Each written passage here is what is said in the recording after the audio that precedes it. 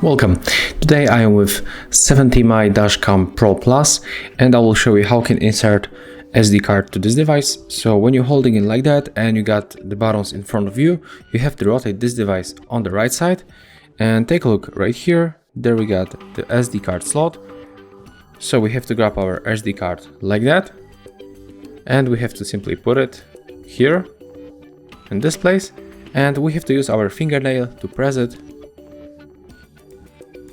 And when you hear this characteristical sound, it means that it jumps on and it will not fall out or something like that.